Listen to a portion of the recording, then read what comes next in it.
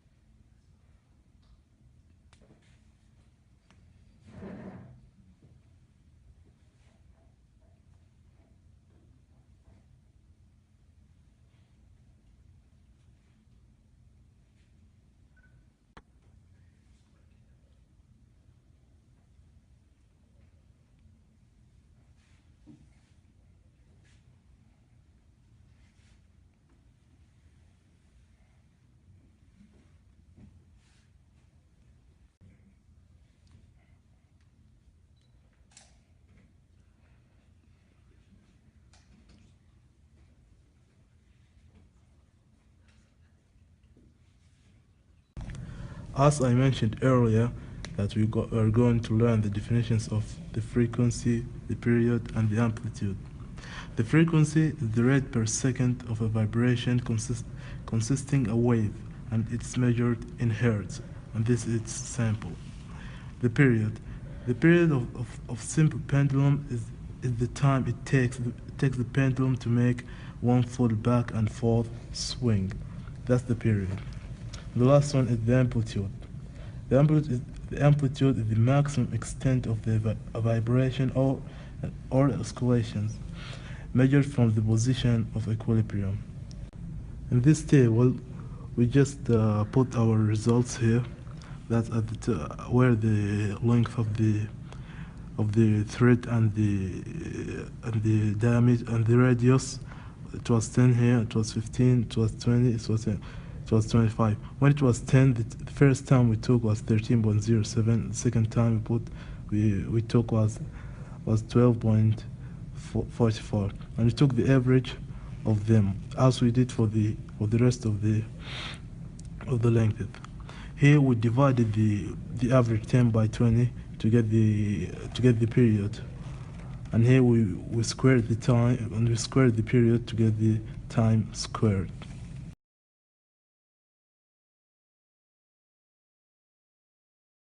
Here we plot the time square and the length of the thread and the diameter and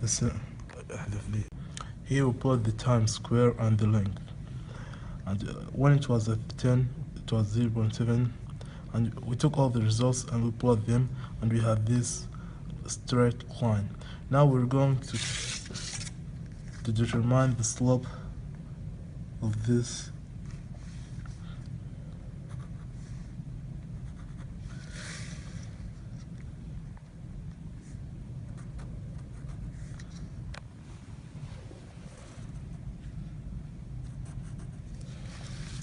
so the slope equals the change in y-axis over the change in x-axis, which is y2 minus y1 over x2 minus x1, which here we took any 2 points in the line. It was here, it was 0.9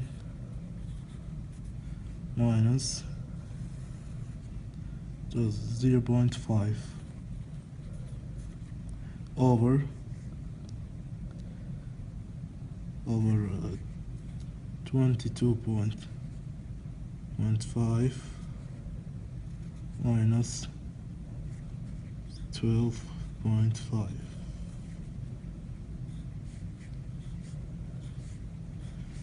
This is in second square, this is in centimeter, and you will get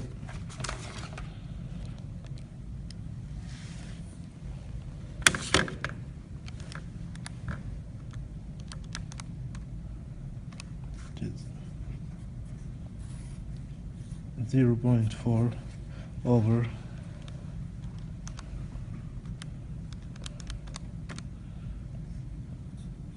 10. Again, this is in second square on centimeter. Do not forget to put the units while you calculate. The result will be 0.04 centimeter minus 1 second square. We have this equation which says the time square equals the fourth device square multiplied by the length over the gravity. If we divide it here by L, the length, and here by the length, we are getting here the slope, which is the change in delta, the change in y-axis, which is t square over L. This is the slope. So basically, the slope equals 4y square over g. That's it. We want to determine the g, which is the gravity, the gravity. G equals 4y square over the slope. You can see 4 y square over the slope, which we determined as 0.04 second square centimeter minus 1. Do not forget the units. Let's see it.